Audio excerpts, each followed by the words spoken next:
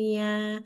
Oke, baiklah, Bapak dan Ibu, terima kasih atas kehadirannya pada rangkaian sesi dari FMIPA Mendengar ini. Kita adalah sesi yang keempat, sesi yang terakhir, Kang Nang, untuk bidang lingkungan.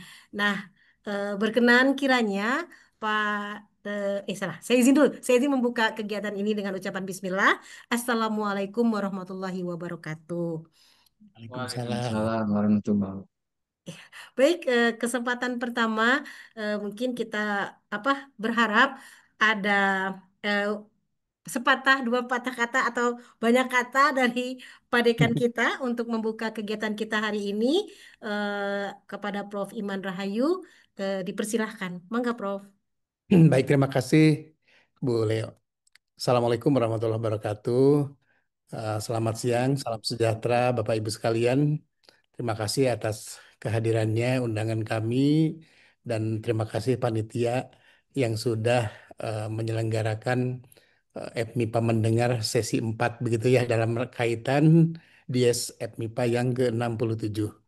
Bapak Ibu sekalian, Alhamdulillah kita panjatkan puji dan syukur kita bisa melanjutkan berbagai aktivitas DS ini yang mana salah satu panitia membuat rancangan ya bagaimana alumni mungkin ya dan eh, stakeholder yang berperan di berbagai bidang ini bisa menyampaikan hal-hal yang penting ya untuk kegiatan kita.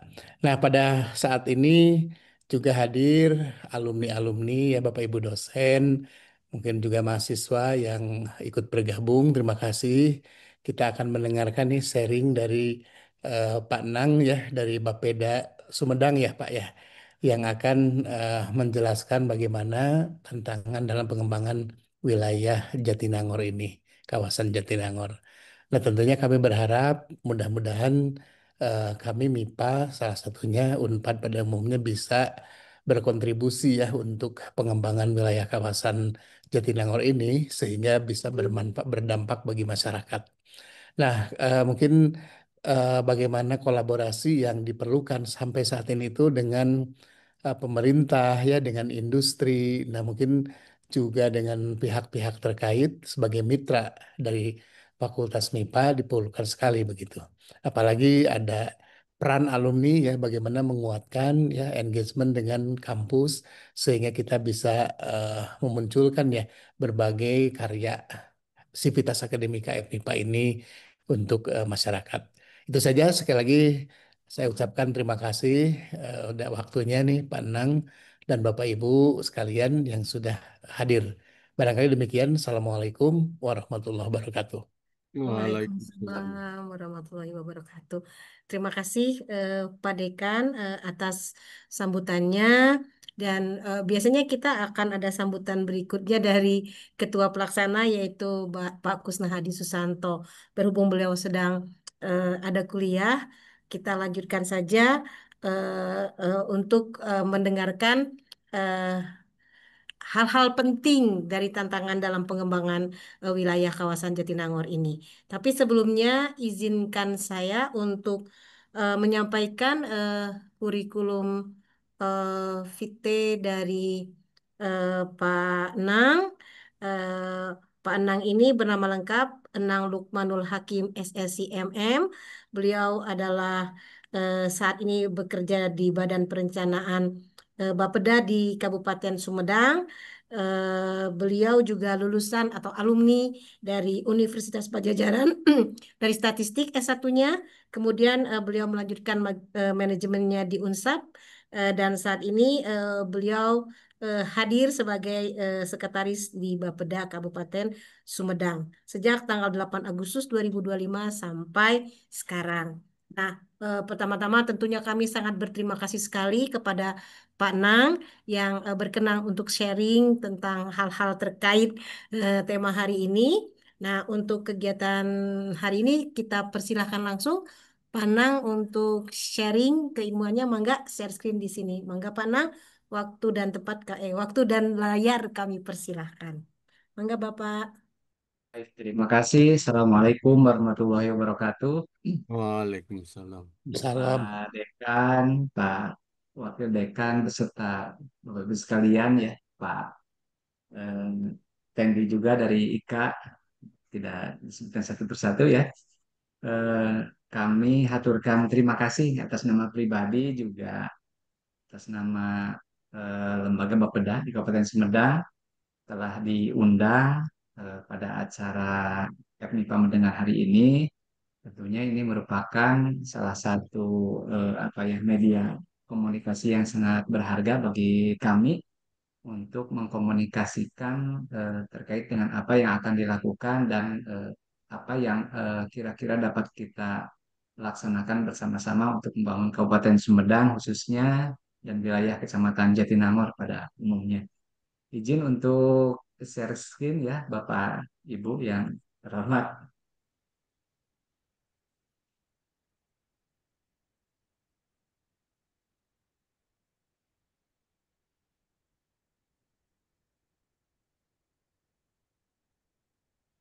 Bapak sudah tampak di layar? Ibu. Sudah, Tampak, Pak. Aman. Baik, Bapak, Ibu sekalian, izinkan kami pada kesempatan hari ini mengantarkan apa ya, bahan diskusi terkait dengan tantangan dalam pengembangan wilayah kawasan perkotaan Jatinangor di Kabupaten Sumedang. Perlu kami sampaikan kepada Bapak Ibu sekalian bahwa memang Kabupaten Sumedang sendiri per hari ini masih terdiri dari 26 kecamatan. Kemudian ada 7 kelurahan dan 270 desa se-Kabupaten Sumedang, di mana populasinya berdasarkan data dari Disduk Capil itu kurang lebih dari 1,2 juta jiwa. Kemudian angkatan kerjanya di angka 464.454 orang. Nah, untuk tingkat kemiskinan di Kabupaten Sumedang, ini sebagai gambaran tingkat kesejahteraan salah satunya masyarakat di Kabupaten Sumedang per tahun 2025 dari data yang dirilis BPS itu adalah 8,81%. Ini menurun sekitar 0,29% dibanding tahun sebelumnya di 2024 yang mencapai 9,1% angka kemiskinannya. Nah, ini angka kemiskinan ini merupakan salah satu indikator makro yang terus dibidik, bahkan targetnya itu ditentukan langsung oleh Provinsi Jawa Barat, di mana Provinsi Jawa Barat juga diberikan target khusus dari Bappenas untuk penanganan kemiskinan ini agar ditekan serendah-rendahnya, kurang lebih seperti itu. Kemudian terkait gambaran penduduk juga, ini tingkat pengangguran terbukanya masih 6,16%. Nah, untuk tingkat pengangguran terbuka, memang untuk Kabupaten Sumedang ini ada di bawah rata-rata Jawa Barat. Artinya bahwa rata-rata kabupaten kota di Jawa Barat untuk tingkat penganggurannya di atas Sumedang. Alhamdulillah untuk tingkat pengangguran Sumedang ini di angka 6,16%. Ini juga turun dari sebelumnya di angka 6,30-an ya, seperti itu. 6,70 sekianan persen. Nah, kemudian untuk laju pertumbuhan ekonomi, Sumedang itu kemarin di angka 4,05%, ini tahun 2024. Jadi pengangguran 6,16% itu 2024, kemudian LPE 4,05 2024 juga. Kemudian PDRB per kapitanya di angka 39,7 juta itu tahun 2024. Jadi dari beberapa indikator makro yang sudah dirilis kemarin angkanya baru tingkat kemiskinan yang paling update yang di 2025 seperti itu. Nah, terkait dengan pengembangan Kecamatan Jatinangor, Bapak Ibu sekalian, Kecamatan Jatinangor itu unik ya, berbeda dari kecamatan-kecamatan lainnya karena memiliki beberapa hal khusus gitu ya.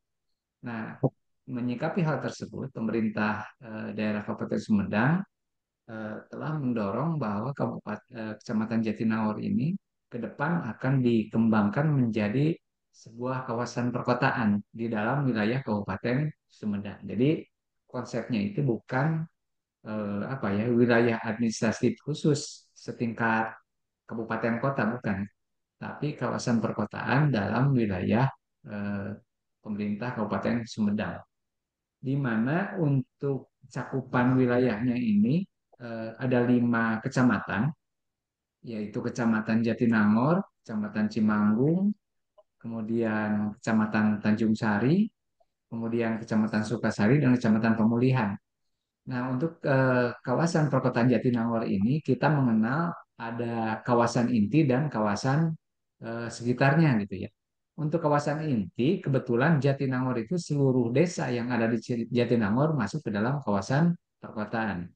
Kemudian ditambah beberapa desa dari Kecamatan Cimanggung. Nah, sementara untuk kawasan sekitarnya itu ya sebagian dari Cimanggung, sebagian Tanjung Sari, sebagian Kecamatan Sukasari, dan sebagian Kecamatan Pamulihan. Jadi tidak semua desa di luar Kecamatan Jatinangor itu masuk ke dalam kawasan perkotaan Jatinangor. Itu berdasarkan hasil kajian sebelumnya, hasil diskusi, kemudian telah ditetapkan melalui peraturan daerah tentang kawasan perkotaan Jatinangor. Nah, kemudian di kawasan inti ya di Jatinangor dan sekitarnya saat ini eksisting memang sudah berkembang dari dulu itu adalah kawasan pendidikan tinggi, kawasan industri, kemudian kawasan peruntukan kegiatan lainnya yaitu terkait dengan barang jasa, pemerintahan, pariwisata, dan yang lainnya. Sementara yang di luar Jatinangor itu memang masih nuansa desanya masih apa ya masih melekat, sehingga sektor perikanan, pertanian, peternakan, perkebunan itu juga masih dikembangkan di kecamatan yang masuk ke dalam kawasan perkotaan seperti itu. Nah, apa saja regulasinya? Nah, untuk mendukung pengembangan kawasan perkotaan Jatinangor, ya, sebelumnya itu sudah ada peraturan Gubernur Jawa Barat nomor 86 tahun 2020 tentang Badan Pengelola Kawasan Perkotaan Cekungan Bandung. Jadi Bapak Ibu sekalian, Kecamatan Jatinangor itu kalau dilihat dari tata ruang provinsi, kemudian dari apa ya kebijakan nasional itu masuk ke dalam wilayah Cekban, wilayah Cekungan Bandung, di mana di dalamnya ada Kabupaten Sumedang sebagian, di mana Jatinangor itu masuk di dalamnya. Kemudian juga ada Kabupaten Bandung, Kota Bandung, juga Cimahi, termasuk KBB. Itu yang masuk ke dalam kawasan Cekungan Bandung. Kemudian kita juga punya Perda nomor 4 nih tahun 2024 tentang transformasi digital yang sangat erat kaitannya ke depan untuk mendukung bagaimana Kecamatan Jatinangor itu bisa menjadi yang terdepan untuk transformasi digital khususnya dalam pengembangan layanan publik. Kemudian juga kita sudah punya peraturan Bupati Sumedang nomor 69 tahun 2022 itu sebagai bentuk peraturan pelaksana dari Perda yang sudah ditetapkan, Perda 15 tahun 2021. Kemudian keputusan Bupati Sumedang nomor 70 2022 tentang pembentukan tim koordinasi pengelolaan kawasan perkotaan Jatinangor. Nah, saat ini yang mewakili tim koordinasi diantaranya pemerintah Kabupaten Sumedang sebagai mitra dalam komunikasi itu sudah dibentuk gugus tugas yang kantornya itu ada di bersebelahan dengan Kecamatan Jatinangor existing sekarang yang di lantai 2 seperti itu untuk gugus tugas itu. Nah, untuk wilayah Kecamatan Jatinangor sekarang tadi kawasan perkotaan Jatinangor ya, sekarang kita fokus ke khusus Kecamatan Jatinangor. Nah, untuk Kecamatan Jatinangor sendiri luas wilayahnya 3.160 hektaran. Nah, kemudian jumlah penduduknya berdasarkan data dari Dinas Pendudukan Pencatatan Sipil itu 96.329 jiwa. Data di Sukcapil. Jadi kemungkinan ini yang ber-KTP, kemudian yang apa ya, yang menetap lebih dari berapa bulan gitu, sebagaimana indikator dari Dinas Kependudukan pada saat penentuan itu penduduk Sumedang atau belum gitu ya. Jadi 96 ribuan. Nah, cuman uniknya di Jatinangor itu ada estimasi tambahan penduduk kalau siang sekitar 56.078 jiwa. Nah, jadi kalau ditotalkan kira-kira penduduk siang Jatinangor itu sekitar ya lebih dari 100.000 jiwa lah seperti itu penduduk siang Jatinangor. Kemudian beda dengan penduduk malamnya seperti itu. Dan ini salah satu titik masuk permasalahan yang kita hadapi di Jatinangor dengan adanya pergerakan penduduk siang dan malam yang berbeda di Kecamatan Jatinangor. Kemudian Jatinangor sendiri saat ini punya 12 desa dan merupakan satu dari 5 kecamatan yang masuk ke dalam kawasan perkotaan Jatinangor. Nah, dari beberapa informasi yang disampaikan bahwa kondisi existing saat ini Jatinangor menjadi pusat pendidikan, di mana kampus-kampus besar yang ada di Indonesia itu ada di Jatinangor. Otomatis ini akan bukan akan lagi ya, sudah memantik untuk terjadinya pergerakan penduduk urbanisasi ke arah wilayah Jatinangor seperti itu. Bahkan dari luar Jatinangor, dari luar pulau sekalipun masuk ke Jatinangor sebagai mahasiswa atau sebagai pedagang, penyedia jasa dan sebagainya. Sehingga aktivitas ekonomi di Jatinangor memang relatif lebih apa ya, relatif lebih pergerakannya relatif lebih dinamis dibanding kecamatan-kecamatan lain yang ada di Kabupaten Sumbar. Nah, ketika pusat pertumbuhan ini tidak kita kelola dengan baik, Bapak Ibu sekalian yang terhormat, ternyata per hari ini kita menghadapi beberapa tantangan untuk pembangunan di Jatinangor. Yang pertama ini masalah persampahan. Masalah persampahan ini sudah menjadi masalah isu regional di Jawa Barat. Ya, bagaimana pemerintah Provinsi Jawa Barat sekarang mendorong apa ya TPS Legok Nangka itu supaya cepat-cepat dioperasionalkan. Kemudian juga bagaimana supaya pengelolaan persampahan ini bisa dioptimalkan dengan meminimalisir sampah dari sumbernya seperti itu ya, Bapak sekalian. Kemudian yang kedua masalah banjir musiman. Beberapa desa di Kecamatan Jatinangor yang apa ya terkena musibah banjir musiman selain Kecamatan Cimanggu. Kemudian kemacetan lalu lintas tidak bisa dihindari, apalagi kalau sore posisi kita di Jatinangor mau berangkat ke arah Sumedang, misalkan lewat tol, wah itu macetnya bukan main di menjelang masuk pintu tol. Di satu sisi ada mobil yang dari Cileunyi yang mau masuk ke arah Garut, sementara yang dari Sumedang mau masuk ke arah tol, ke arah Cisumdawu seperti itu. Kenapa bisa seperti itu? Karena existing jalan tol yang ada di Kabupaten Sumedang atau tol Cisumdawu saat ini, memang kalau Bapak Ibu lihat saat ini tidak ada akses jalan tol in out yang khusus menuju dari wilayah Jatinangor. Nah, kalaupun misalkan kita keluar dari arah eh, BGG ke sana, masuk keluar itu pasti arahnya langsung ke arah Bandung. Seperti itu, ke arah Bandung, ke arah eh, Purbalenyi seperti itu. Tidak ada lah yang langsung ke Sumedang. Sehingga semuanya bertumpuk di pintu masuk ke tol. Pada saat yang mau ke Cirebon, yang mau ke Indramayu atau dan sebagainya, seperti itu. Jadi bertemu dua arus yang berbeda, sehingga menimbulkan kemacetan. Kemudian penataan ruang. Dari sisi penataan ruang memang menata ruang yang sudah existing memang tantangannya lebih berat dibanding ketika kita coba mendesain sebuah kawasan khusus yang masih jarang penduduknya. Ini juga sama-sama sudah kita pahami dan ini menjadi salah satu permasalahan di Jatinangor. Kemudian yang selanjutnya adalah permasalahannya adalah layanan pemerintahan seperti itu. Itu yang saat ini kita hadapi. Bagaimana Jatinangor dengan jumlah penduduk yang besar itu sekarang existing pemerintahannya sama levelnya dengan kecamatan yang ada di wilayah Kabupaten Sumedang dengan jumlah penduduk yang hanya 20.000 misalkan seperti itu. Masih sama. Tentunya kan ini harusnya beda gitu. Ada treatment khusus memberikan pelayanan supaya masyarakat bisa lebih mendapatkan kepuasan dalam mendapatkan pelayanan. Nah, kalau kita coba urai lebih lanjut, ini masalah persampahan di Jatinangor itu rata-rata minimal sehari itu di 37,8 ton per hari. Bahkan untuk event-event tertentu katanya berdasarkan hasil penelitian itu bisa sampai 75 ton per hari untuk sampah yang diproduksi di Jatinangor. bayangkan Bapak Ibu dengan penduduk Jatinangor di angka 96.000 orang, kemudian datanglah penduduk siangnya di angka 50.000 sekian, di mana rata-rata orang itu per hari memproduksi sampahnya itu rata-rata 0,5 kilogram lah, katakanlah seperti itu produksi sampahnya. Bisa dikalikan berapa? 0,5 kali 100.000 lebih seperti itu. Bisa kebayang penduduknya. Tapi berdasarkan hasil survei memang di angka 37,8 ton per hari.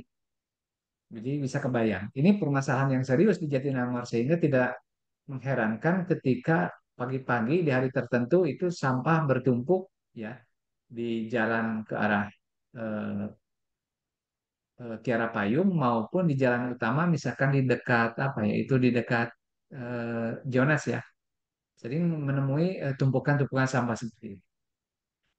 Nah, saat ini dari 6 kampus yang ada di Kecamatan Jatinangor, memang produksi sampahnya berbeda. Misalkan di IPDN itu rata-rata 40 meter kubik per hari. Kemudian di Unpad, eh, menurut laporan itu 3 ton per hari produksi sampahnya. Kemudian di ITB 1 sampai 2 ton per hari. Kemudian di Unwim yang di Tanjung Sari, kalau Unwim ini rata-rata masih ada yang residunya itu sekitar 15 kilograman katanya seperti itu. Dan di Al-Maksum sekitar 2 ton per hari untuk produksi sampah. Nah, ketika produksi sampah ini masih tinggi, ini ditambah lagi dengan ketika produksi sampah di lingkungan kampus juga masih tinggi, ini ditambah dengan partisipasi masyarakat yang ada di wilayah Jatinangor, kesadarannya belum optimal dalam memilah sampah. Nah, di sini juga menjadi permasalahan. Sehingga masalah sampah itu di satu sisi sekarang TPSA bermasalah, kemudian eh, pembuangan sampah juga susah sekarang.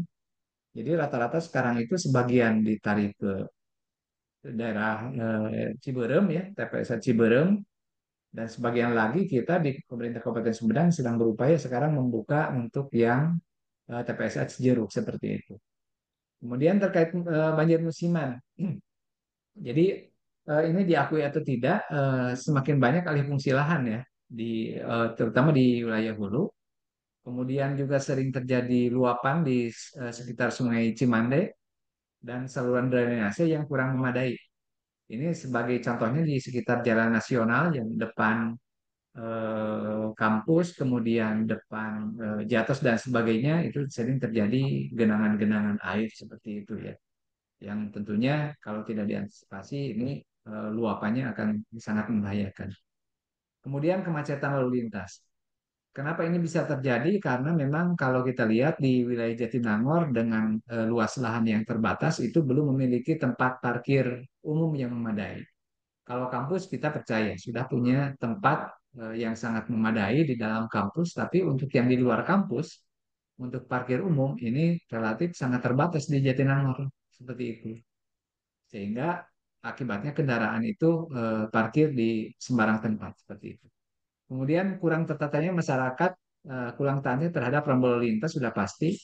Kemudian belum ada JPO di wilayah Jatinangor, padahal mobilitas tinggi. Salah satu contoh misalkan di wilayah dekat KHTEK ya, ketika mau masuk kerja dan pulang kerja di sana, jadi para pekerja harus melintasi jalan nasional seperti itu dengan kecepatan kendaraan yang eh, unpredictable seperti itu. Makanya di Sumedang ke depan akan didorong untuk pembangunan minimal 2 JPO ya, untuk jembatan penyeberangan orang seperti itu. Yang salah satunya ya di depan IPDN lah seperti itu salah satunya. Kemudian belum tersedia transportasi umum massal seperti itu yang saat ini memang baru apa ya berupa bis ya yang ada di Jatinangor dengan rencana reaktivasi barangkali jalur kereta api seperti itu. Kemudian dari sisi penataan ruang ini belum tertatanya pedestrian yang memadai. Jadi yang nyaman itu tempat jalan kaki hanya yang di depan kampus seperti itu ya Bapak Ibu sekalian. Sementara yang di luar kampusnya bisa dibayangkan trotoar itu kadang-kadang berebut dengan PKL seperti itu. Kemudian disadari atau tidak, ini keberadaan kabel listrik dan kabel telekomunikasi sudah sangat semrawut sekali. Ketika kita masuk dari arah wilayah Bandung, masuk ke Gapura Selamat Datang, itu luar biasa di kiri kanannya jaringan telepon dan sebagainya sudah sangat semrawut sekali seperti itu. Sehingga perlu penataan seperti ditanam ya melalui mekanisme ducting seperti itu. Kemudian belum memiliki alun-alun dan ruang publik yang representatif, padahal ini kecamatan yang besar. Nah, oleh karena itu, untuk layanan pemerintahan, kita coba telah mengusulkan ke pemerintah Provinsi Jawa Barat untuk memanfaatkan lahan yang ada di Jatinangor, itu salah satunya untuk dijadikan sebagai pusat pemerintahan. Yang pertama itu di bekas PT eh, CRBC ya, kemudian di bawah Janspark, kemudian di Balai Benih di Pasir Banteng yang merupakan lahan milik Provinsi Jawa Barat. Namun dari tiga alternatif tempat yang coba dipilih ini, yang paling memungkinkan dan representatif adalah di daerah wilayah Pasir Banteng, kira-kira seperti itu. Kemudian layanan pemerintahan juga terkait digitalisasi layanan publik itu memang masih harus didorong terkait dengan literasi masyarakatnya seperti itu. Nah, bagaimana sih untuk pengolahan penanganan persampahan? Yang pertama, ini perlu optimalisasi pengolahan TPS 3R ya, yang mulai dari sumbernya. Nah, bagaimana caranya supaya ini juga lebih diminimalisir? Nah, alangkah lebih bagus nanti kalau ke depan kita mulai dari aktivitas yang ada di Pemda Kabupaten Sumedang misalkan. Sekarang di Pemda Kabupaten Sumedang untuk rapat-rapat sudah tidak disediakan lagi air minum dalam kemasan. Jadi setiap rapat itu di undangan pasti catatannya adalah harap membawa tempat minum masing-masing. Jadi harus membawa tumbler. Kemudian kita siapkan untuk isi ulangnya di setiap ruangan di ruang rapat yang ada di Kabupaten Sumedang. Jadi itu hal-hal kecil yang coba kita gaungkan di semua perangkat daerah di Kabupaten Sumedang, dan ini akan sangat bagus apabila misalkan ini juga didorong di kampus.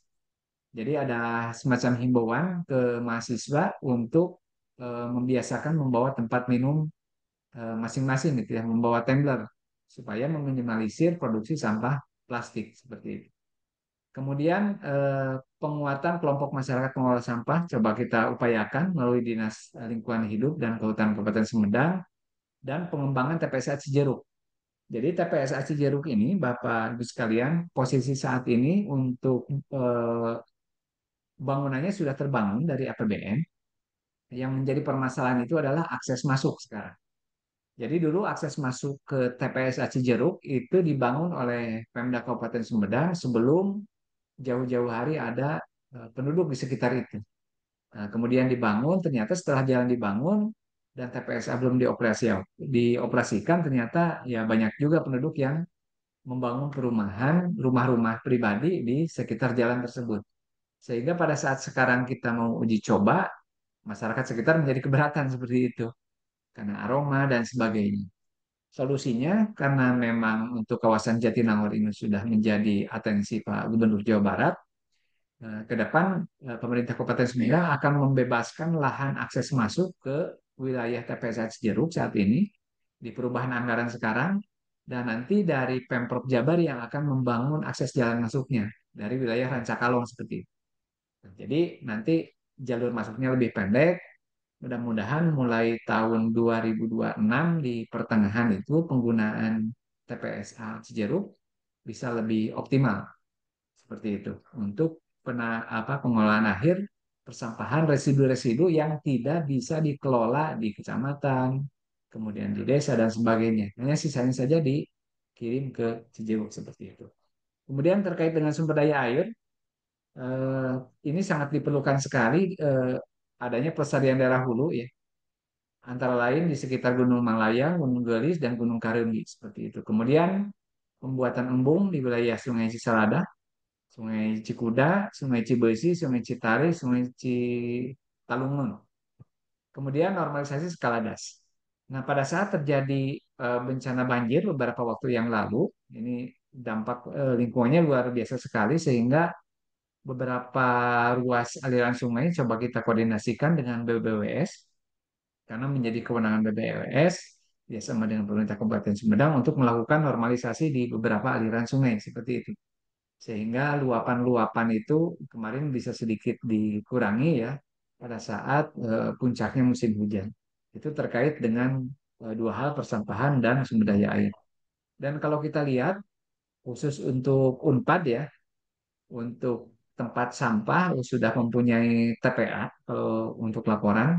Kemudian juga punya 4 unit kendaraan pengangkut ya. Rata-rata 8 sampai 10 kali per hari katanya dengan apa ya, ritmenya pengangkutannya dengan 4 unit truk yang dipunyai oleh Unpad. Produksi sampahnya 3 ton per hari ya. Kemudian rata-rata per truknya itu bisa mengangkut 700 sampai 750 kilogram seperti itu. Itu ada di wilayah kampus di Jatinangor. Nah, jadi beberapa hal eh, ini berdasarkan data yang kami terima memang dari produksi sampah yang diproduksi di kampus sebagian besar itu sudah bisa dikelola, diselesaikan di tingkat kampus dan ini sangat luar biasa sekali. Hal ini perlu terus dilanjutkan ya, bahkan terus ditingkatkan sehingga meminimalisir jumlah sampah yang dikirim ke TPSA seperti itu. Jadi peran kampus ini akan sangat luar biasa sekali apabila bisa lebih mengoptimalkan bagaimana pengolahan sampah supaya selesai di kampus. Bagaimana pengolahan sampah bisa selesai di tingkat rumah tangga seperti itu. Nah, Bapak Ibu sekalian, beberapa waktu yang lalu, minggu kemarin kami sudah rapat dengan perwakilan kampus yang ada di Jatinangor, dihadiri juga dari IPDN, dari Unpad, dari IKOPIN, ya, kemudian dari ITB juga hadir untuk sama-sama mendiskusikan terkait KKN tematik yang akan dilakukan di sekitar bulan Januari, Februari, seperti itu sampai dengan Maret. Nah, kemarin kita sepakat bahwa salah satu muatan yang akan menjadi KPI-nya itu bagaimana supaya tumbuhnya kesadaran masyarakat di tempat KKN dalam memilah sampah. Indikator yang sangat sederhananya, dalam satu rumah itu tersedia 2 tempat sampah, organik dan anorganik. Itu akan terus kita dorong pada saat pelaksanaan KKN tematik ke depan. Di samping juga terkait dengan updating data kemiskinan. Nah, untuk updating data kemiskinannya nanti akan ada pelatihan khusus gitu ya. Jadi masalah sampah ini menjadi masalah yang sangat krusial yang harus didorong bukan hanya oleh pemerintah tapi juga oleh kampus. Kemudian terkait dengan transportasi, tadi disampaikan ini akan coba dibangun JPO ya, bekerja sama dengan pemerintah pusat dan pemerintah Provinsi Jawa Barat. Kemudian di tahun 2025 insya Allah di wilayah Jatinangor itu akan dipasang ETLI ya, Electronic Traffic Law Enforcement. Jadi tilang elektronik akan dipasang satu titik di wilayah Jatinangor. Nanti satu titik lagi 2026 itu akan dipasang di wilayah kota di Kabupaten Sumedang. Nah, beberapa waktu yang lalu terkait untuk mengurai kemacetan, kita juga sudah berkirim surat ke BPJT untuk pembangunan gerbang tol arah Sumedang, Jatinangor ya. Jadi bagaimana supaya kalau dari Jatinangor itu bisa langsung masuk ke Sumedang, tidak perlu masuk ke Cileunyi dulu seperti itu. Atau sebaliknya. Walaupun ini dari sisi analisis perlu dikaji lebih komprehensif ya, sedang dikaji komprehensif karena konsekuensinya ternyata untuk akan ada dampak terhadap tarif juga nanti kalau ini dilaksanakan. Apakah nanti pemanfaatan jalan tolnya diperpanjang misalkan dari pihak pengusahanya atau misalkan tarif yang dinaikkan karena dibuka akses yang baru seperti itu. Kemudian penambahan PJU dan pengembangan bus rapid transit ya BRT yang sekarang diinisiasi oleh pemerintah Provinsi Jawa Barat. Nah, untuk BRT ini rutenya dari Dipati Ukur Jatinangor dan Jatinangor lebih panjang. Jadi Sumedang itu ada 2 rute ya yang rencana dikembangkan melalui BRT. Kemudian terkait dengan perumahan pemukiman tata ruang itu beberapa hal yang sudah tadi disampaikan ya Bapak Ibu sekalian. Jadi sekarang pemerintah Provinsi Jawa Barat sedang menyusun RDT apa Master Plan Jatinangor City of Digital Knowledge. Bagaimana Kecamatan Jatinangor ini nanti ke depan menjadi salah satu contoh percontohan masyarakat digital ya yang eh, pertama lah di Kabupaten Sumedang bahkan di Indonesia sehingga master plan-nya sekarang disusun oleh provinsi Dan di sisi yang lain, sekarang dari Dinas PUPR juga di Kabupaten Sumedang sedang update RDTR-nya di kawasan Jatinangor. Jadi nanti mungkin kampus bisa memberikan masukan yang komprehensif ke Dinas PUTR Kabupaten Sumedang untuk memberikan masukan terkait dengan update rencana detail tata ruang di Jatinangor seperti itu. Kemudian ke depan ini masih dikaji apakah akan diterapkan atau tidak terkait dengan pengembangan moratorium perumahan horizontal di Jatinangor, tapi lebih diarahkan nanti ke vertikal untuk di wilayah Jatinangor. Dan beberapa permasalahan lainnya yang ada di slide seperti itu ya, terkait penataan pedestrian, juga penataan jalur kabel listrik, perpipaan yang melalui ducting seperti itu. Nah, yang menjadi permasalahan Bapak Ibu sekalian, ketika kita akan menertibkan kabel-kabel tersebut, itu kan ruasnya adalah ruas jalan nasional rata-rata ya. Jadi penyelesaiannya tentu tidak bisa oleh pemerintah Kabupaten Sumedang, oleh Pemprov Jabar, tapi ini harus bersama-sama kolaborasi antara pemerintah pusat, pemerintah Provinsi Jawa Barat, juga pemerintah Kabupaten Sumedang untuk penanganan kabel ini. Nah, kemudian untuk layanan pemerintahan, eh, ini beberapa hal yang sudah kita lakukan. Jadi bagaimana mendekatkan layanan publik kepada masyarakat. Jadi di Jatinangor sekarang sudah ada mau pelayanan publik mini ya. Kalau mau pelayanan publik yang lebih lengkapnya ada di Kabupaten Sumedang, di alun-alun. Tapi sekarang di Sabusu itu sudah dibuka mau pelayanan publik mini. Jadi untuk beberapa layanan yang krusial, yang mendasar seperti layanan sipil sudah coba dibuka di wilayah Jatinangor. Ini semata-mata untuk mendekatkan layanan karena memang Jatinangor itu khusus. Bagaimana supaya masyarakat Jatinangor, Cimanggung, Sukasari, dan sekitarnya ini tidak perlu jauh-jauh ke Sumedang kalau memerlukan konsultasi tatap muka, tapi bisa cukup datang ke MPP Mini di Jatinangor. Nah, selebihnya nanti sama-sama antara pemerintah Kabupaten Sumedang, Pemprov Jabar, juga kampus bagaimana mendorong literasi masyarakat terkait dengan digitalisasi layanan publik. Supaya ke depan memang layanan digitalnya itu bisa diakses oleh seluruh masyarakat, masyarakat paham bagaimana caranya, sehingga apa ya aksesnya lebih cepat melalui layanan online dan sebagainya seperti itu. Nah, Bapak Ibu sekalian, ini secara umum barangkali ya gambaran bagaimana ke depan pemerintah Kabupaten Sumedang 5 tahun ke depan itu akan eh, coba membangun berbagai program dan kegiatan di wilayah Kabupaten Sumedang. Ini tentunya berangkat dari permasalahan umum, kemudian juga capaian indikator makro, kemudian juga bagaimana kondisi apa birokrasinya, kemudian apa potensi yang dipunyai, sehingga ke depan kita akan sama-sama mengolah berbagai program kegiatan kebijakan itu dengan didorong oleh reformasi birokrasi, ya. Sehingga dari sisi penggerak pembangunannya, salah satunya dari birokratnya itu ada perubahan mindset dari mulai dilayani menjadi melayani, dari mulai manual menjadi digital, kemudian dari mulai silo berpikir masing-masing dinas tapi lebih ke integrated, bagaimana merubah mindset comfort zone menjadi competitive zones, kemudian bagaimana bisnis as usual menjadi lebih inovatif ke depan melalui 8 area perubahan yang didorong. Kemudian kita juga punya kebijakan sistem pemerintahan berbasis elektronik ya. Infrastruktur digital terus kita kembangkan, kemudian SDM-nya terus diperkuat, juga regulasi-regulasinya terus kita kuatkan. Ditambah ada 13 program unggulan nih untuk bupati dan wakil bupati sekarang. Ya, walaupun memang masalah sampah ini tidak masuk ke 13 program, tapi itu masuk ke program prioritas. Kalau program unggulan ini adalah program-program janji politik yang disampaikan pada saat kampanye yang harus kita terus kawal seperti itu. Nah, dalam melakukan pembangunan di Kabupaten Sumedang ada 3 fondasi yang coba kita pegang teguh.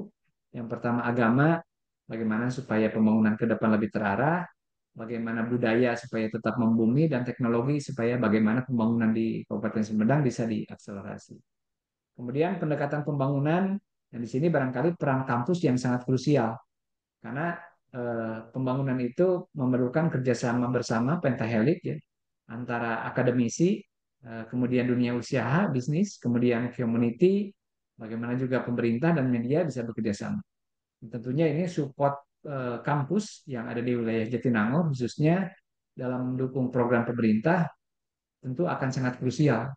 Sehingga nanti indikator makro di 2029 diharapkan IPM kita di 7,08, kemiskinan bisa turun di angka 3,9 sampai dengan 5,35%.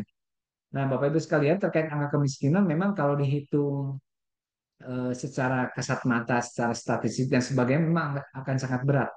Jadi target ini adalah target yang dibebankan ke Kabupaten Sumedang ya, semacam mandatori lah seperti itu.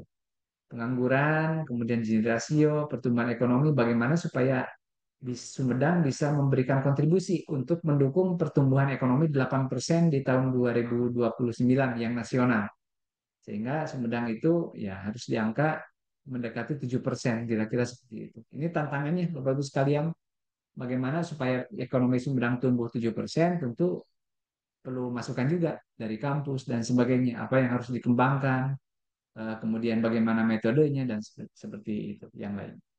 Itu barangkali yang terhormat Pak Dekan, ya Bapak Ibu sekalian yang bisa disampaikan terkait dengan isu-isu yang terkini yang kami coba tangkap yang ada di wilayah Jatinangor, supaya bagaimana ke depan kampus bisa coba memperkuat kerjasamanya dengan pemerintah Kabupaten Sumedang, bisa bersinergi terus untuk pembangunan yang lebih terarah, yang lebih terukur, dan lebih berdampak di wilayah Kecamatan Jatinangor.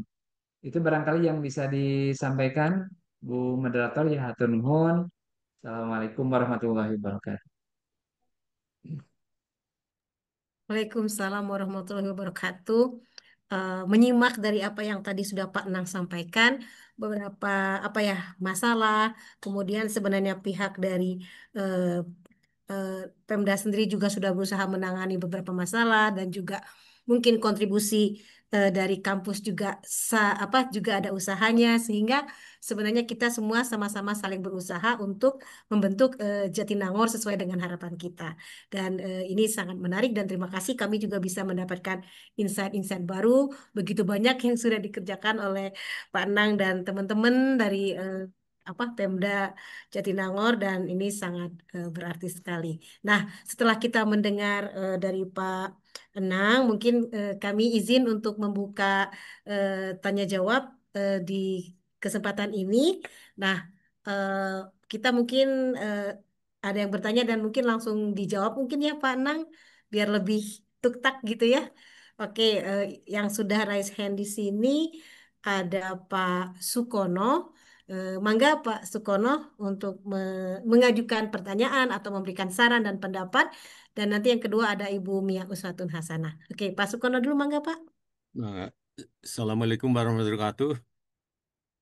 Terima kasih Pak Nang. Siap, Ya, Bapak. kita ngobrol sesama orang Unpad lah ya. Itu orang Unpad dan sesama orang Jatinangor. Unpad kan di Jatinangor, ya. Siap. Ya.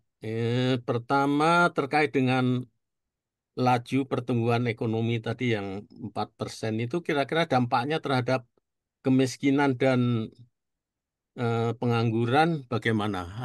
Apa bisa lajunya bisa diketahui gitu. Jadi artinya kalau laju pertumbuhan ekonomi naik, ternyata kemiskinan dan pengangguran tetap, berarti ekonomi itu hanya berputar pada orang-orang tertentu gitu kan ya?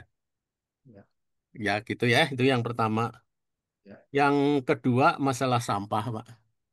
Tadi kalau saya lihat Unpad ini penyumbang terbesar sampah ya kan. Walaupun sudah dicacah, sudah dipilah, tapi kalau tidak salah tadi saya lihat di slide itu masih masih juga dibuang ke TPA ya, Pak ya.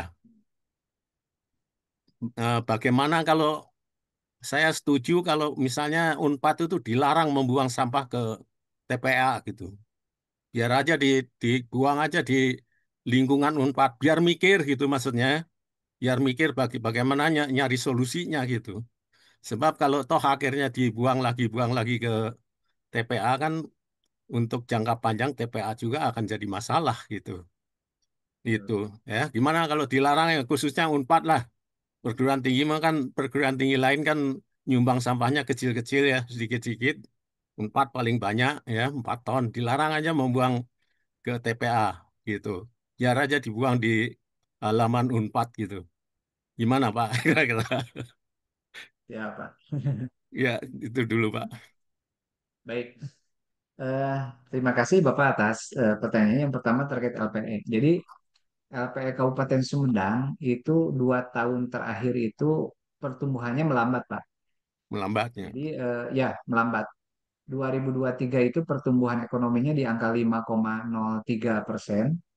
Kemudian di 2024 itu melambat 0,02 poin menjadi 5,01%. Dan di tahun 2020 maaf di 2024 kemarin, jadi 2022 di 5,03, 2023 5,01, di 2024 kemarin itu di 4, eh, sekian persen. Nah, jadi kebetulan untuk kalau kita lihat Pak beberapa kejadian bahkan pada saat tahun baru 2024 ya Pak ya, kita sama-sama maklum waktu itu mau malam tahun baruan tapi ternyata ada musibah gempa bumi seperti itu. Kemudian pasca gempa bumi juga di Sumedang itu ada angin puting beliung di mana salah satu dampak yang terkena itu adalah kawasan industri, termasuk KHTEK di dalamnya. Itu beberapa tempat produksinya terganggu dan sebagainya juga di beberapa pabrik yang ada di wilayah Jatinangor. Artinya bahwa musibah ini cukup berdampak juga sehingga pada saat kejadian bencana itu terpaksa ada beberapa pegawai yang dirumahkan, misalkan seperti itu, sehingga sektor produksi agak terganggu seperti itu. Nah, tapi Pak, untuk dari sisi kalau dikaitkan, kalau kita bandingkan data, kemudian antara pertumbuhan ekonomi dengan kemiskinan, memang pertumbuhan ekonomi walaupun melambat, tetap memberikan kontribusi untuk penurunan kemiskinan itu tetap turun di Kabupaten Sumedang, walaupun penurunannya hanya 0,29 ya kemarin dari 9,10 menjadi 8,81 seperti itu. Nah, berbagai upaya telah kita upayakan ya untuk penanganan kemiskinan melalui apa ya bagaimana upaya mengurangi beban pengeluaran misalkan melalui bantuan-bantuan seperti itu. Kemudian bagaimana meningkatkan pendapatan masyarakat miskin melalui apa pelatihan bagi yang miskinnya potensial ya untuk disentuh seperti itu. Karena kalau yang betul-betul miskin yang itu mah tinggal memberikan santunan seperti itu. Dan sekarang sedang diupayakan untuk program graduasi kemiskinan seperti itu Pak, supaya lebih tepat sasaran. Karena sebelumnya memang diakui atau tidak, ini bukan hanya di Sumedang barangkali. Ketika kita coba ngecek saja dari sisi miskin ekstrim, kalau miskin ekstrim itu kan desilnya desil 1 2 ya Pak, di paling bawah seperti itu. Coba kita amati kemarin, ternyata ketika dicek bareng-bareng dengan data yang ada dari data yang dari Kementerian Sosial waktu itu, coba kita cek di lapangan, ternyata implementasinya ada yang sudah pindah dan sebagainya Pak. Nah, sekarang untuk program graduasi coba kita mengambil data sen ya, satu data nasional, data tunggal sosial ekonomi nasional seperti itu. Coba mengambil dari sana supaya kira-kira mana yang bisa digraduasi sehingga disentuh sedikit bisa keluar dari kemiskinan. Nah, masalahnya Pak, masalahnya untuk betul-betul menginput data yang akurat itu masalahnya kita sudah punya aplikasi nih, sudah diuji coba di desa Ciberem Kulon, itu sudah sangat bagus tayangannya sehingga kita bisa memastikan kalau ada yang kemiskinan yang turun ya kira-kira si A, si B, si C orang yang seperti itu. Sementara di 200 lebih yang lainnya itu masih perlu didorong. Nah, kemarin coba kita diskusi pada saat membicarakan KKN tematik, itu salah satu contohnya itu adalah bagaimana nanti mahasiswa bisa menjadi pendamping pada saat penginputan data sen tersebut yang real di lapangan ke aplikasi yang sudah kita siapkan. Jadi aplikasinya sudah ready Pak ini. Jadi kita nanti pada saat KKN tematik akan melibatkan mahasiswa, kemudian supaya kita Kabupaten Sumedang punya database kemiskinan yang akurat nih. supaya nanti pada saat ada bantuan dan sebagainya penyalurannya lebih tepat sasaran seperti itu. Ya. Nah, ini salah satu peran barangkali yang pemerintah daerah harapkan pada saat KKN tematik dari kampus, supaya dari satu sisi mahasiswa bisa menjalankan salah satu program pengabdian ya, di samping punya KPI yang lain dari kampus, tapi pemerintah Kabupaten Sumedang juga meminta bantuan misalkan untuk bagaimana mendampingi penginputan data kemiskinan seperti itu. Di samping bagaimana menyadarkan masyarakat minimal satu rumah itu ada 2 tempat sampah seperti itu untuk pemilahan. Nah, itu terkait dengan sampah. Nah, ketika ada eh, tawaran dari Bapak untuk tidak lagi membuang keluar ya, alhamdulillah Pak. Itu yang sangat kita harapkan seperti itu. Tapi itu rata-rata sebetulnya produk sampah yang diproduksi per hari ya Pak, tapi Ya. sebagian besar laporan dari Dinas LH untuk Unpad dan kampus-kampus yang ada di Jatinangor memang relatif sudah bisa dikelola di internal kampusnya. Kami haturkan terima kasih juga nih dari pemerintah Kabupaten Sumedang supaya memang seminimal mungkin yang dibuang ke TPSA. Nah, TPSA Ciberem sama dengan TPSA di seluruh Indonesia yang lainnya, kemarin kita punya mendapatkan sanksi administratif yang dari Kementerian Oh. LH, Pak, yang harus di follow up selama 6 bulan ke depan. Jadi di satu sisi kita sekarang sedang mentreatment bagaimana supaya open dumping itu kita menjadi apa ya, kontrol landfill, dan mudah-mudahan kedepannya jadi eh, sanitary landfill yang di Cijeruk itu.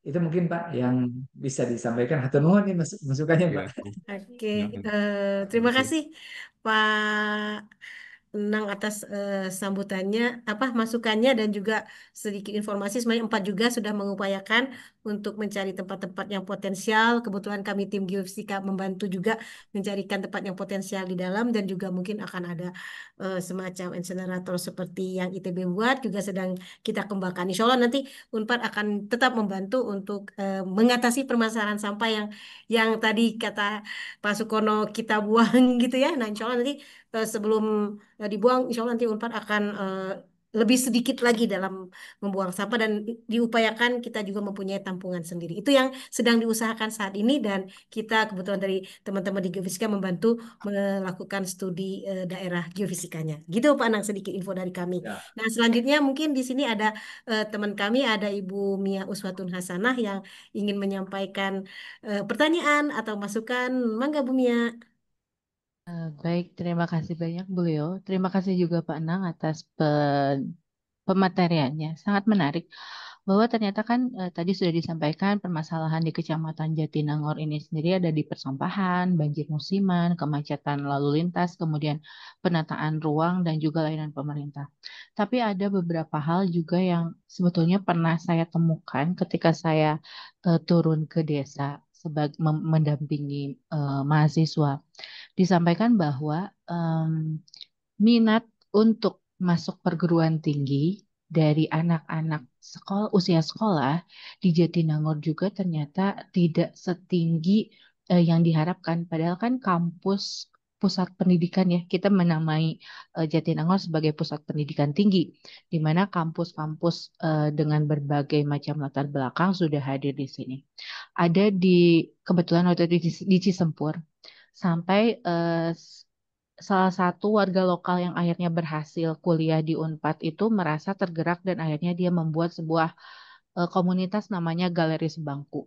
Galeri Sebangku itu pengennya anak-anak tuh suka membaca, kemudian mereka membuka perpustakaan gratis dan lain sebagainya agar itu bisa meningkat. Tapi akhirnya tahun 2020 dia menyerah. Bukunya semua dia hibahkan. Dia tawarkan kepada saya, Bu mau nggak bukunya? Soalnya saya udah nggak bisa lagi karena ternyata anak-anak di sini lebih senang setelah lulus SMP bekerja dibandingkan untuk melanjutkan ke perguruan lebih tinggi. Nah kalau dari pemerintah itu sendiri gitu, apakah ada planning untuk pengembangan kan mau tidak mau adalah kita mengembangkan dari SDM sendiri ya Pak. Kebetulan ya. saya juga warga Cipacing, sekarang sebagai warga lokal Jatinangor, saya ingin bahwa lingkungan saya pun punya eh, apa giat ataupun keinginan untuk ikut menjadi membangun Jatinangor tidak bukan dari orang kota ataupun orang luar yang datang ke sini kemudian membangun. Apakah ada planning tersendiri atau mungkin apakah masalah ini sudah diketahui atau bagaimana? Terima kasih Bapak. Ya, ya, terima kasih Bu Mia ya. Memang ini menjadi permasalahan yang sama hampir di beberapa wilayah ketika dikaitkan dengan kebutuhan ekonomi seperti itu ya. Bahkan di satu kecamatan itu, Bapak Ibu sekalian, rata-rata tingkat sekolahnya itu hanya sampai SMP. Misalkan setelah SMP itu, ya mereka lebih tertarik bekerja karena sudah mulai mengenal uang. Seperti itu. Tantangannya seperti itu. Di satu sisi tuntutan ekonomi, di satu sisi memang apa ya, kultur yang memang harus coba kita sadarkan sama-sama ya. Ketika orang tua misalkan sekarang anaknya sudah bisa menghasilkan 100.000 per hari, bagaimana supaya mindsetnya berubah ketika sekolah itu ada peluang untuk menghasilkan yang lebih seperti itu. Nah, pemerintah Kabupaten Sumedang memang melalui dinas pendidikan eh, saat ini terus mendorong ya bagaimana untuk peningkatan partisipasi sekolah di Kabupaten Sumedang. Salah satunya mungkin yang nanti bisa dikerjasamakan dengan pihak kampus, mungkin terkait dengan salah satunya terkait dengan beasiswa ya, seperti itu ya Bu ya. Misalkan dengan bagaimana tawaran-tawaran beasiswa, di mana pendanaannya barangkali bisa eh, multi sumber seperti itu, baik dari kementerian, dari CSR maupun seperti itu salah satu upaya yang coba ke depan akan dikembangkan bagaimana supaya minat eh, untuk melanjutkan pendidikan ke jenjang pendidikan tinggi itu bisa didorong di Kabupaten Sumedang. Di samping itu barangkali memang dalam tanda petik ini momen KKN adalah momen yang sangat luar biasa dalam tanda petik untuk marketing seperti itu. Bagaimana masyarakat eh, bisa menilai bahwa oh ternyata ketika memberikan apa ketika menjadi mahasiswa ini bisa berkontribusi lebih ke masyarakat seperti itu. Bagaimana program-program perguruan tinggi itu bisa ditawarkan, bisa disosialisasikan, itu menjadi hal yang perlu kita dorong sama-sama barangkali ya Bu ya, seperti itu. Nah, pemerintah Kabupaten Sumedang paling ke depan yang bisa dikerjasamakan bagaimana supaya eh, pengenalan kampus itu bisa masuk ke sekolah-sekolah yang ada di Sumedang, misalkan ke SMA, ke SMK seperti itu. Itu sangat sangat memungkinkan sekali untuk difasilitasi ya oleh pemerintah daerah seperti itu. Bisa di samping untuk yang program KKN-nya coba kita sinergikan seperti itu supaya ada saling support. Sementara yang coba dilakukan seperti itu Bu ya. Untuk yang minat, memang di satu sisi eh, sebetulnya ini merupakan peluang yang sangat besar sebetulnya. Menjadi privilege jadi masyarakat Jatinangor ketika kampus di sana sudah sangat banyak pilihan, tetapi minatnya turun kan sangat ironis sekali seperti itu. Ini harus sama-sama kita.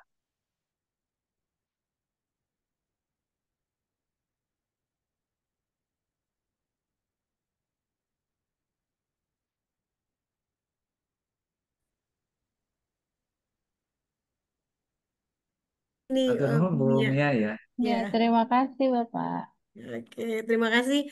Ya Pak Nang, jadi kita itu punya juga kegiatan OKK dulu namanya olah kreativitas dan kemahasiswaan. Jadi kita juga datang Pak, itu salah satu upaya Unpad untuk apa berkontribusi dan saling mengenal budaya di sekitar dan juga mungkin kami pernah mengadakan PKM dulu juga ya Bu Mia. Kami datang ke sekolah-sekolah waktu itu mengenalkan tentang alat ukur dan sebagainya, juga sambil mengenalkan geofisika sendiri ke teman-teman yang ada di SMA-SMA di sekitar Unpad juga sudah pernah kita lakukan. Pun kita menginvite teman-teman dari SMA untuk datang ke lab kami juga itu juga sudah salah satu dari teman-teman lakukan. Mungkin teman-teman dari biologi, kimia dan lain-lainnya juga melakukan hal yang sama, Pak. Ada yang punya desa binaan. Nah, itu juga salah satu kita Betul. saling bersama-sama membangun kota Kecamatan Jatinangor yang kita cintai karena kita ada menjadi bagian masyarakat Jatinangor. Terima kasih Pak Nang. Mungkin kita lanjutkan Ya, ke pertanyaan berikutnya. Terima kasih kasih Pak Sukono, terima kasih Bu Mia yang mewakili dari teman-teman dosen kami Pak. Nah, di sini kita juga ada teman-teman dari alumni. Mungkin nanti Prof Budi saya izin terlebih dahulu ke apa ke mewakili satu orang dari alumni nanti dan satu orang lagi dari mahasiswa Pak mungkin untuk bertanya. Nah, mungkin kesempatan pertama mangga Kang Tendi. Assalamualaikum warahmatullahi wabarakatuh. Waalaikumsalam. Assalamualaikum warahmatullahi Atur nuhun Kang Mang ya tepang di dia. Ada beberapa yang ingin saya bukan bukan bertanya tapi saran gitu ya. Pertama tadi di indikator indikator keberhasilan dari pemerintah daerah ini tidak menyebutkan ini Kang apa namanya happiness index, indeks kebahagiaan ya. Karena ini efeknya luas sekali. Contohnya adalah Provinsi Jawa Barat di pemilihan 3 tahun terakhir itu nomor 3 dari bawah, Pak. Jadi kita ini tidak bahagia sebetulnya, Hmm. gitu. Jadi yang paling bahagia justru Maluku Utara, gitu. Ya. Jadi artinya mungkin itu yang perlu disoroti kembali. Apa yang menjadi indeks kebahagiaan itu? Pertama kepuasan hidup, perasaan, makna hidup, ya kan? Ya itu mah kan apa namanya kualitatif lah gitu ya itu yang pertama. Kemudian yang kedua bahwa Jatinangor Sumedang ini kan adanya di daerah rawan bencana ya Pak ya, rawan bencana karena menjadi ujung timur dari sesar Lembang ya di sesar Lembang ini. Jadi itu juga perlu perlu ditinjau kembali mungkinnya tadi ada pembangunan rumah yang horizontal menjadi vertikal mungkin harus di daerah-daerah tertentu mungkin Pak yang harus di dicermati daerah-daerahnya gitu. Sementara dari karakteristik wilayah di Jatinangor ini kalau kita akan mengembangkan suatu wilayah ada beberapa faktor wilayah. Kalau di geologi ini ilmunya Pak Prof Febri ini ada apa faktor pengaruh wilayah itu pertama dari fisik yaitu kemiringan lereng. Kemiringan lereng ini kan Sumedang ini kurang lebih 42 derajat lah mungkin ya. Kurang lebih ya ini berdasarkan data dari Ikatan Ahli Geologi ya. Kemudian ada stabilitas wilayah, sifat fisik material kan apakah itu jenis lempung sehingga lebih murudul gitu ya tanahnya. Terus yang lainnya adalah tingkat kesulitan fondasi dan terakhir itu ketersediaan air Pak. Mungkin itu yang belum di apa perlu disoroti gitu ya. Ini teman-teman geofisika kan bisa bikin apa namanya geolistrik lah untuk air misalkan ya apa namanya masukan bagi Pemda gitu. Dia ditugaskan dari mahasiswa itu secara teknis untuk itu. Mungkin itu aja Kang Enang masukan. Terima kasih. Terima kasih Pak Tendi atas masukannya. Memang betul Pak, terkait dengan ketersediaan air, kemudian kemiringan lereng juga stabilitas apa ya, tanah ya, wilayah seperti itu menjadi perhatian kami. Jadi untuk pembangunan yang vertikal memang itu betul-betul harus strict mengikuti pola tata ruang yang ada di wilayah Kabupaten Sumedang. Alhamdulillah untuk Jatinangor itu sudah punya apa ya, apa sedang disusun untuk RDTR-nya. Kalau RT/RW sudah punya, itu pun sekarang sedang kita review untuk RT/RW-nya dan RDTR-nya juga eh, simultan ini sedang diupayakan untuk Jatinangor supaya nanti pada saat proses pengajuan perizinan-perizinan seperti itu lebih lebih akurat ya kalau sudah menggunakan RDTR seperti itu. Nah, beberapa hal yang eh, perlu diupayakan juga nanti ke depan memang terkait ketersediaan air di wilayah cekungan Bandung ini memang dari khusus untuk kepentingan usaha Pak, memang setiap tahun ini dikurangi Pak. Contoh misalkan yang paling real di daerah kawasan industri, ketika salah satu perusahaan hari ini misalkan untuk penggunaan air tanah punya 10 sumur misalkan, pasti tahun depan itu izin penggunaan air tanahnya pasti dibatasi seperti itu.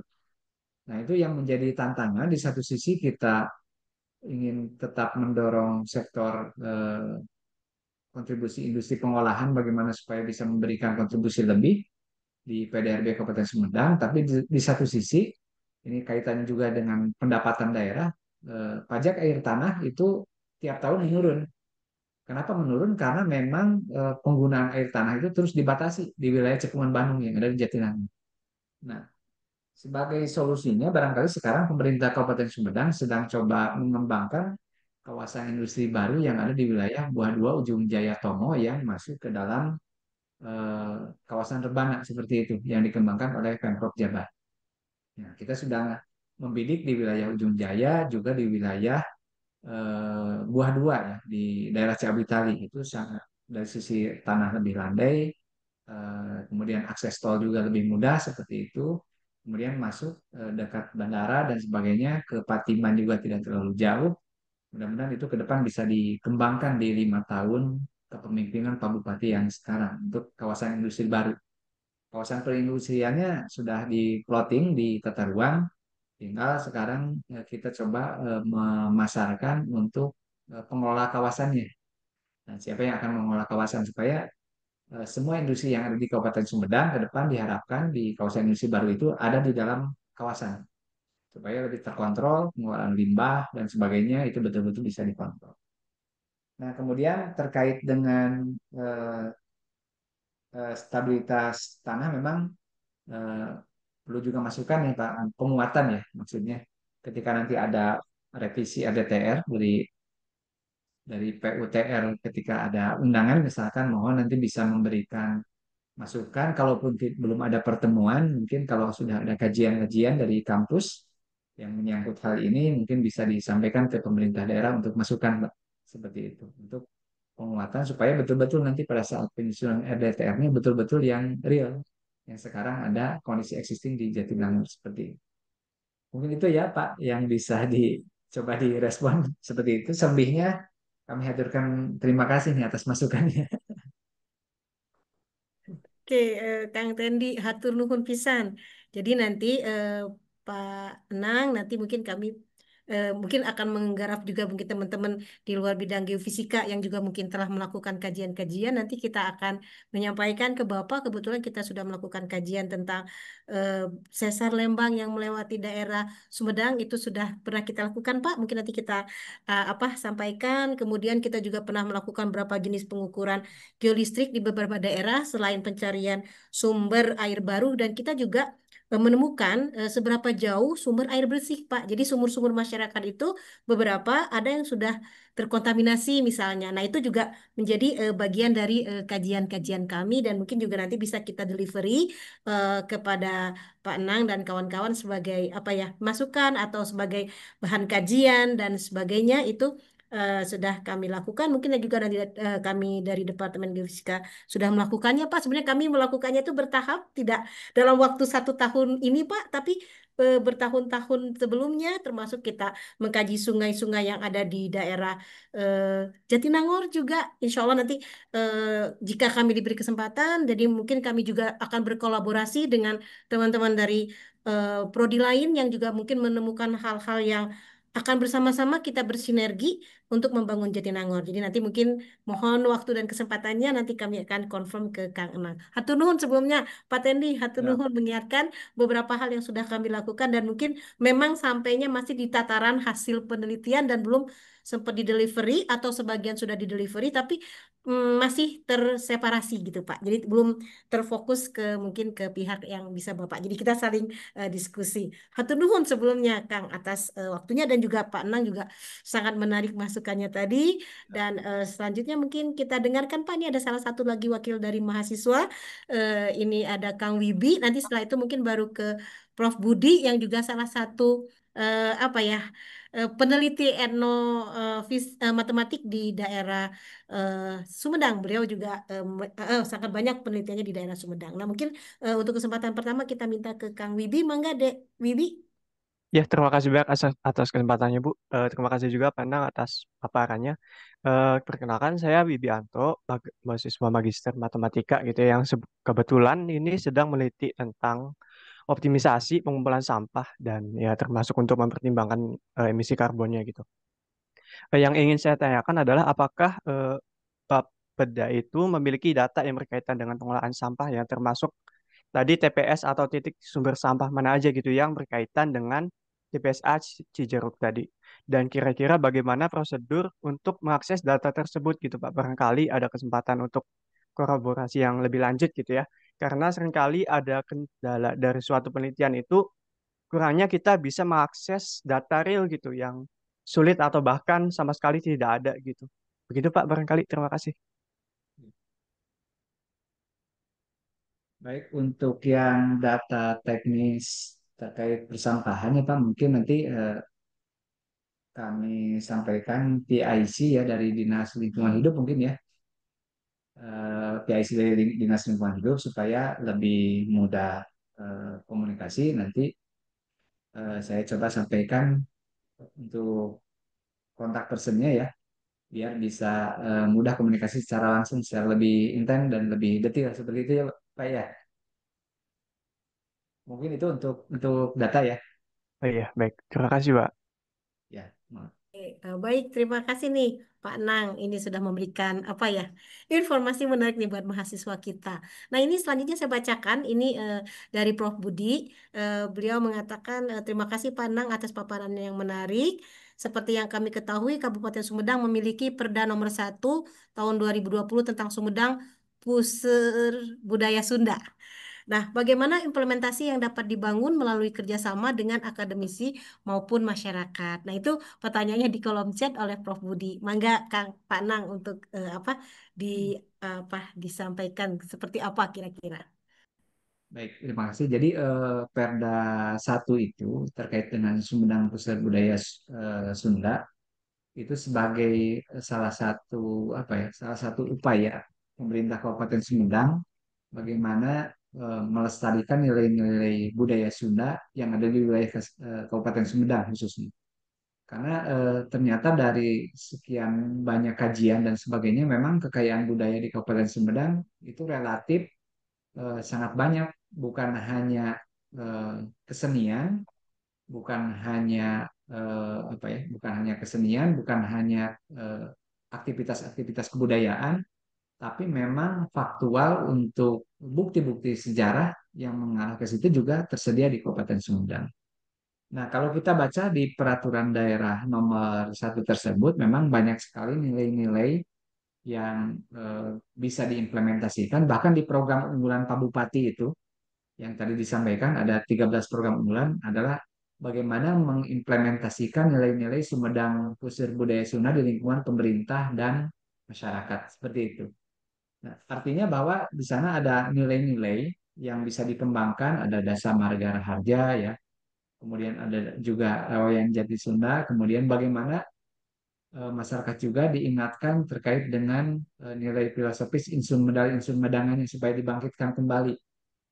Kalau kita eh, flashback sedikit ke belakang bahwa ternyata nilai insun medal insun madangan yang menjadi tulisan di bawah logo Sumedang itu kan artinya aku lahir untuk memberikan penerangan. Jadi siapapun warga Sumedang dimanapun berada itu harus memberikan dampak kemanfaatan yang seluas-luasnya bagi masyarakat. Jadi ini sangat sinergi sekali dengan nilai-nilai keislaman yang dianut ya. Khairunas anfa'uhum linas. Jadi sebaik-baiknya manusia adalah yang memberikan manfaat bagi manusia yang lain. Ternyata nilai-nilai budaya kita sudah mengadopsi itu. Dituangkan dalam Insun Medal, Insun Madangan oleh para pendiri Sumedang. Aku lahir untuk memberikan penerangan, untuk memberikan manfaat. Itu juga kenapa eh, kawasan pendidikan tinggi adalah Jatinangor. Sepertinya ini juga bukan by accident ya, tapi by design dari invisible hand lah seperti itu. Jadi ternyata kawasan pendidikan Sumedang itu bagaimana Sumedang, Kabupaten Sumedang itu bisa memberikan pencerahan ke kabupaten kota yang lain yang ada di Indonesia. Nah, permasalahannya bagaimana supaya bisa berkolaborasi antara pemerintah dengan kampus untuk mengimplementasikan Sumedang Pusat Budaya Sunda. Nah, antara lain Bapak Ibu sekalian, karena berbicara budaya itu kita berbicara hal yang sangat komprehensif ya Bu ya. Berbicara yang sangat komprehensif, bukan hanya budaya itu, bukan hanya kesenian dan sebagainya, tapi kalau kita kaitkan dengan ekonomi, ternyata sekarang juga existing pengembangan pariwisata yang ada di Kabupaten Sumedang rata-rata yang berkembang itu yang ada di wilayah yang mempunyai dalam tanda petik nilai-nilai budaya yang tinggi. Nah, seperti contoh di wilayah Jati Gede. Itu kan Jati Gede itu ada sebuah situs yang di sana ada salah satu tokoh yang mendirikan Sumedang, Cikal Bakal Sumedang. Ya, seperti itu. Makam Prabu Guru Haji Putih seperti itu yang ada di Dharma Raja. Kemudian beberapa tempat yang lainnya di Rancakalong sekarang misalkan dibangun geoteater dan sebagainya itu juga tidak kebetulan, tapi betul-betul mendekatkan ke tempat yang betul-betul mempunyai nilai budaya tinggi. Nah, di salah satu buku yang pernah ditulis itu ya di buku Head Paradise Panjapa itu disebutkan bahwa Sumedang itu adalah Sumedang Italy of the East. Jadi Sumedang itu kata yang menulis waktu itu adalah Italinya dari timur, katanya, kata yang menulis buku Head Paradise Panjapa itu. Sumedang Italy of the East. Jadi Kabupaten Sumedang itu adalah Italia dari timur. Nah, ketika implementasi nilai-nilai literasi tersebut diterjemahkan sekarang, di sana dibangun geoteater dan sebagainya, bagaimana supaya untuk membangkitkan kunjungan dan sebagainya, sekarang di wilayah geoteater selain punya kesenian terawansa dan sebagainya, ritual-ritualnya dijaga, tapi juga message dari tulisan itu tetap juga kita munculkan dari sisi marketing. Misalkan sekarang ada eh, penjualan pizza di sana, pizza Ambu ya kalau tidak salah. Nah, itu sebagai implementasi Italy of the East-nya bagaimana supaya tidak terngiang kalau di Italia itu makanan tradisionalnya apa ya yang paling terkenal, oh pizza. Ternyata pizza sekarang ada di Rancakalong. Jadi dua sisi budaya itu tetap kita perjuangkan. Nah, barangkali nanti ke depan dari pihak kampus karena memang spot-spot budaya, nilai-nilai yang luhur kearifan lokal di Sumedang sangat tersebar, itu bisa coba digali, dibantu, dikaji seperti itu, sehingga bisa memberikan rekomendasi misalkan, oh ternyata wisata budaya yang paling cocok dikembangkan di Kecamatan Anu adalah wisata budaya apa, misalkan seperti itu.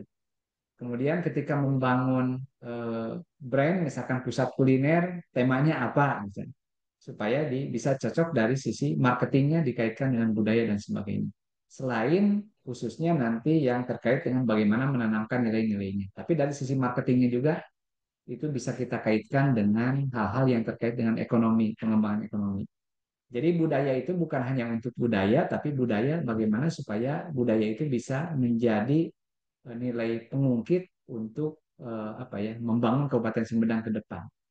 Tentunya dengan budaya kita punya modal untuk mengembangkan ekonomi yang berbasis budaya seperti itu dan yang lain. Itu barangkali. Baik, Boleh, Bapak. boleh. Mangga, Bu. Ya, terima kasih Pak Banang. Assalamualaikum warahmatullahi wabarakatuh. Mohon maaf hadirnya Salah. daring Pak. Ya, tadi senang juga ya, Bapak juga alumni dari kami juga ya. Jadi Ya. sebenarnya dari tahun 2010-an itu udah dibangun kerjasama ya Pak dengan Sumedang itu. Kemudian waktu itu kebetulan memang kalau kami dari matematika, jadi lebih banyak ke etnomatematika dan etnoinformatika. Waktu itu Pak Sekdanya masih Pak Herman ya, sekarang udah ke Jabar ya Pak ya. Waktu itu di Bapedanya dengan Bu Tuti Pak. Oh Kemudian ya betul. Ya. kebetulan saya juga ikut di tim TAP beberapa tahun tuh dengan Bupati ya. Nah memang ini tadi kenapa saya bertanya tuh sebetulnya ini lebih jauh lagi ya Pak, ingin lebih dikembangkan karena kebetulan ada salah satu dosen yang sedang S3. Itu tadi Pak mengambil temanya itu bagaimana pemasaran eh, wisata budaya di Kabupaten Sumedang. Jadi Sumedangnya nanti akan menjadi studi kasus begitu Pak ya untuk disertasinya. Pak Rudi itu sayangnya beliau tadi lagi ngajar jadi nggak bisa hadir. Jadi saya mungkin nanti izin Pak kalau misalnya tadi kerjasamanya kalau dulu dengan Disdik gitu Pak ya. Kemudian dengan Bupati juga waktu yang Pak Proptri Rektor. Nah sekarang kalau misalnya untuk budayanya sendiri seperti tadi, betul nanti larinya Alhamdulillah tadi udah diberi beberapa contoh ya Pak. Di Ya. Rancakalong itu juga menjadi kajian nanti 26 kecamatan begitu kan inginnya bagaimana sebenarnya Sumedang akan ingin memiliki sistem gitu Pak. Jadi dari hasil akhirnya itu menjadi nanti suatu sistem untuk pemasaran pariwisata budaya di Kabupaten Sumedang. Di disertasinya mudah-mudahan dalam 3 tahun selesai gitu. Nah itu kan kami nanti perlu data ya Pak ya dan juga perlu narasumber. Jadi kalau misalnya dibangun, apakah dari Fakultas MIPA misalnya dengan Bapeda atau langsung dengan Disparbudpora gitu.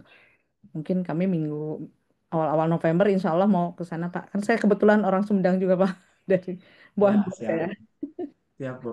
Ya. Ya, terima kasih Siap. Pak. Ya.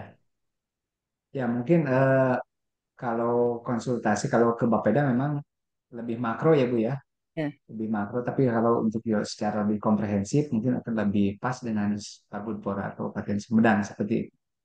Karena di sana sudah jelas ada bidang pariwisata, bidang kebudayaan seperti itu. ya.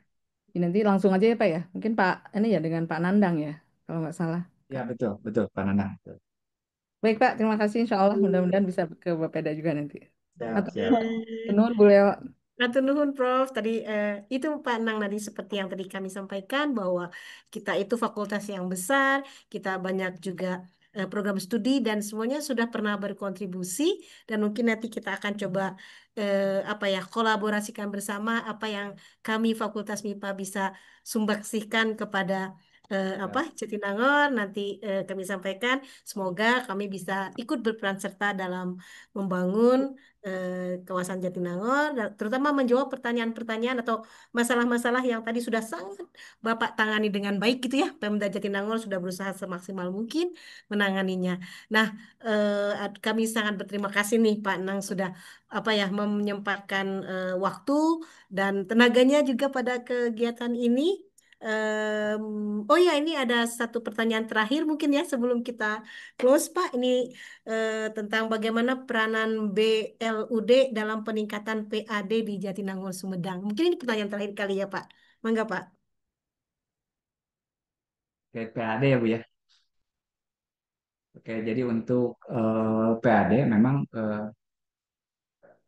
Kecamatan Jatinangor salah satu yang terbesar memberikan kontribusi terutama dari sektor pajak ya, seperti itu. Dan sampai saat ini memang kawasan Jatinangor, Cimanggung dengan jumlah penduduk yang relatif lebih besar dibanding dengan kecamatan yang lain tentunya memberikan kontribusi yang eh, lebih ya dibanding dengan kecamatan-kecamatan yang lain. Nah, tentunya ke depan ini juga bagaimanapun juga karena potensi-potensi masih sangat banyak, masih sangat terbuka di Kecamatan Jatinangor, masalah PAD ini menjadi atensi khusus juga dari pemerintah Kabupaten Sumedang karena memang misalkan untuk PBB saja saat ini masih banyak misalkan yang perlu didata ulang. Artinya bahwa contohnya misalkan dulu bangunan di lokasi A itu adalah hanya satu lantai ukuran sekian per sekian, tapi ternyata sekarang sudah jadi 2 lantai, sudah jadi 3 lantai dan sebagainya. Itu menjadi potensi-potensi PAD yang bisa kita upayakan ke depan. Cuman memang untuk mengolah data PAD yang akurat seperti itu memang perlu apa ya support biaya yang ternyata tidak sedikit. Seperti itu ya Bu. Kalau dulu ada istilah rincikan Bu ya. Ada istilah Ya, rincikan dulu. Ternyata untuk hmm, istilah rincikan itu sekarang apabila ingin diterapkan di satu kecamatan saja, itu ternyata biayanya tidak sedikit juga. Bisa menembus ratusan juta sampai miliaran seperti itu.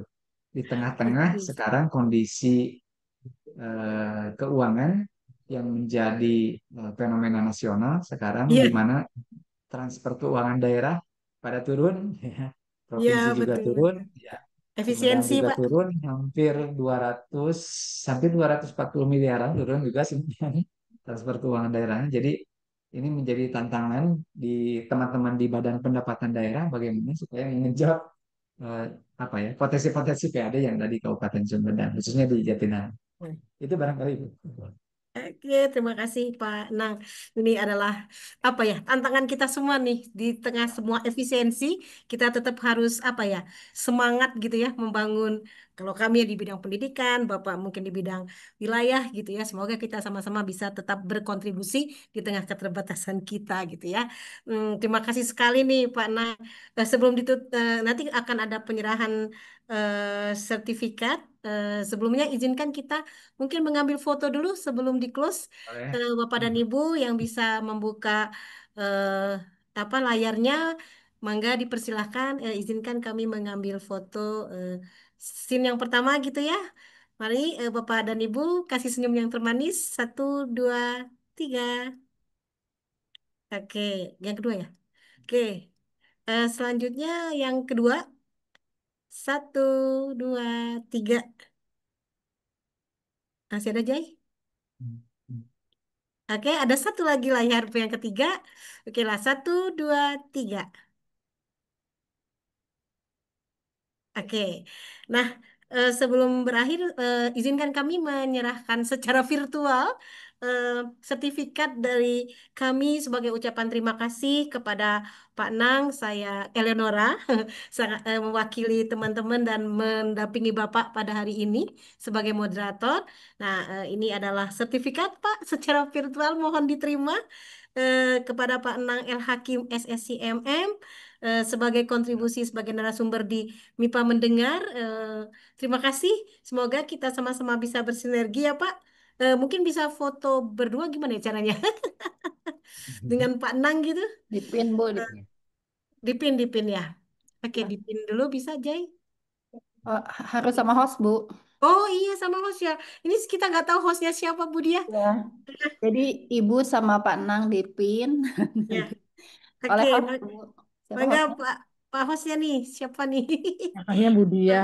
Eh, Ini mah fakultas, Bu. Oh Iya. iya iya yang di fakultas Iya. Lalu mungkin ini, Bu, view-nya, Bu, diubah. Nah, sebentar. oke. Di saya mah muncul semua ya. Ya Sebentar. muncul semua Bu ini. Iya, iya. Ah, ah. Kayaknya sih hanya Ya sebentar. karena kita bukan Oke, co-host jadi tidak bisa. sip, sip. Saya fotokan ya, Bu. Udah Ya muncul siap Ibu siap. berdua. Saya fotokan ya. Ya siapa? Ah hebat sekali Bu Dia ini nuhun Bu. Biasa ini admin biasanya saya. Ya satu dua. Siap, Bu. Oke, Ya. sudah. Saya Oke share ke terima Ibu ya. kasih. Mhm. Ya, terima kasih Bu Dia. Nanti saya share ke Pak Nang dan juga Bapak dan Ibu. Terima kasih atas kehadirannya hari ini di acara yang menurut saya sangat ya, insya Allah bermanfaat buat kita semua. Semoga kami bisa berkontribusi buat kampus ya apa kawasan di Jatinangor sebagai wilayah kami ya sehari-hari berada di sini dan bisa bermanfaat adanya keberadaan dari Universitas Pajajaran buat Jatinangor. Terima kasih dan tadi mungkin Bu Diah menanyakan apakah boleh nanti kita mendapatkan PPT-nya dan jika nanti Pak Nang berkenan sharing mungkin nanti saya bisa apa ya membantukan sharing kepada teman-teman. Terima kasih sebelumnya Pak Nang. Ya. Kita apa ya?